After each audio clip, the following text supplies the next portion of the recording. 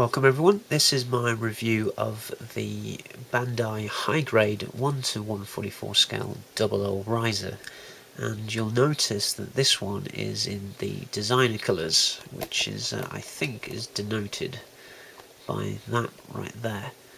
And what it basically means is it's a recoloured, kind of lightened version of the 00 riser, and you'll see how it comes in a little bit. I'll explain a bit more, but it's basically in a lighter pastel-y shade of colours. Now, my main reason for doing this review right now is because I actually have this XN riser build going on. So this is the completed XN riser, and I'm going to paint this up and obviously have it displayed with my 00 riser kit. Now I have two, and throughout this review I'm going to be comparing this with the normal type, which is back there, but that just gives you a bit of explanation as to why I'm looking at all of this right now. So in the next part we'll take a look, open up this box, and we'll have a look at what you can expect to find, as well as what the main differences are between the different versions of the 00 riser, especially with this what is essentially a recoloured version.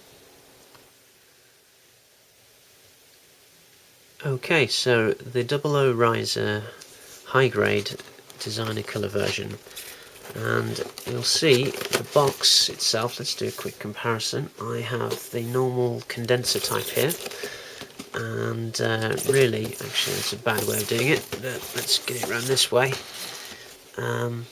They're pretty much the same size lengthways. The 00 riser is ever so slightly taller, and the thing is, it is heavier, and you'll see why in a little bit. You do get more parts in the condenser type. But let's give you a quick brief tour around of the box whilst I joggle these around.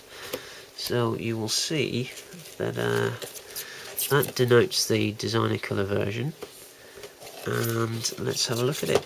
So this is what you're essentially getting. It's the same model kit, obviously, of the 00 riser, and the most noticeable thing is the recolouring of the red to the pink, and every other shade is also a little bit lighter as well, and you'll see that when I do a side-by-side comparison a little bit. Now with this version you do still get the base, which is always really handy whenever they make these kind of kits.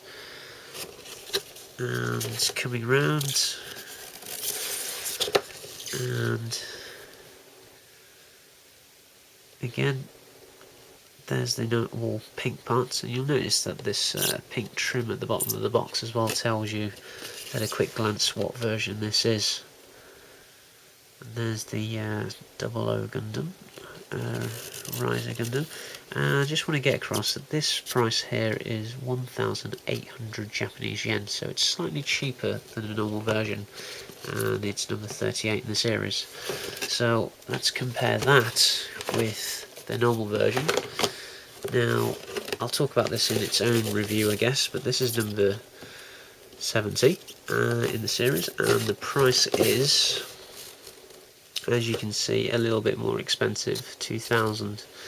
So let's stack these up and show you, just by way of the pictures, what the differences are. So let me get these the right way around. There you go, here's a very good shot. So you've got the designer on the top versus the normal on the bottom. And that's a very nice angelic pose.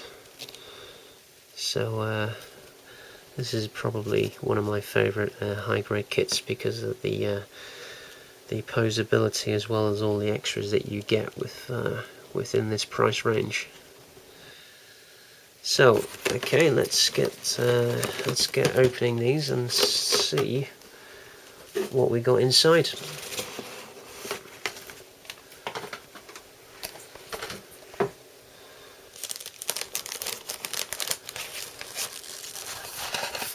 So this is the manual to the designer colour version, and you've got full colour artwork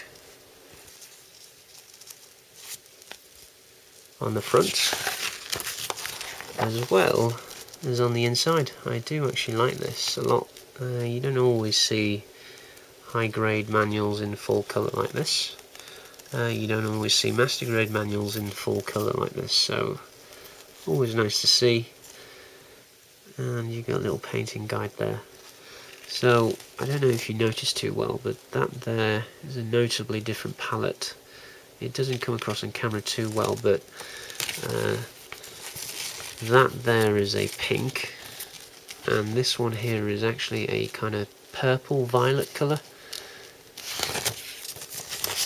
And I won't go into too much detail on these on the actual instruction manual, but you've got 1, 2, 3, 4, 5, 6, 7 trays of model trees.